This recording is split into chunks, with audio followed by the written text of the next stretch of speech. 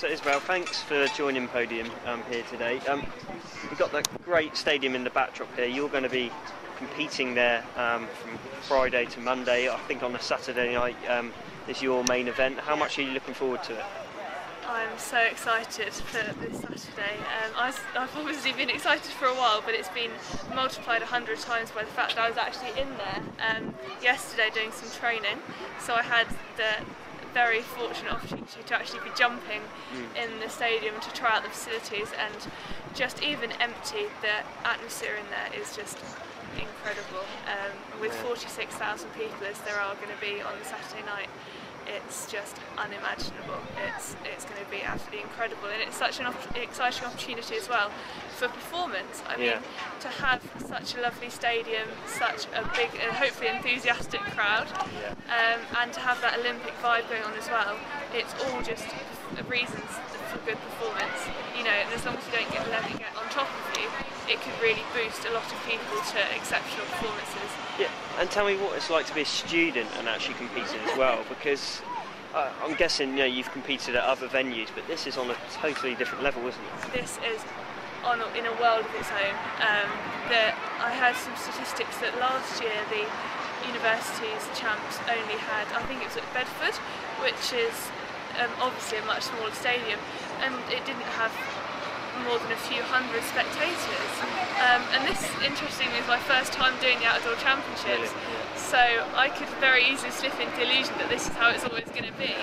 But in the past, the BUCS Outdoors Championships, it's been a much more low-key event, and this year has just lifted it to this incredible level, and it makes sense to me that the performers will raise their game as well, so we can get some really exciting kind of competition going on because of this opportunity we have to compete in this fantastic environment.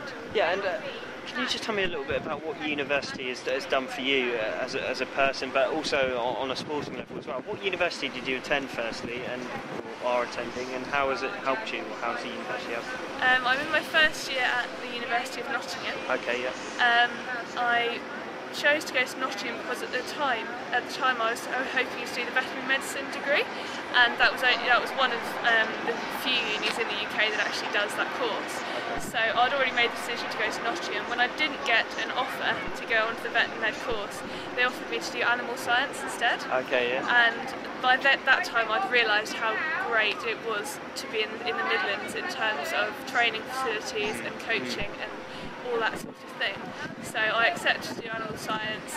Now I currently train at Loughborough University, as well as using some of the great sporting facilities that Nottingham has itself on its main campus. I'm also quite close to Birmingham, which is where my coach is training, my coach is based. So it's just revolutionised kind of how my training can be structured, because we've got indoor facilities for the first time. So when I was down south, we were a bit short, obviously not in London, but more in the southwest. We're short of indoor training facilities, so during the winter when the weather's bad, you can't be doing the technical work that you really ought to be.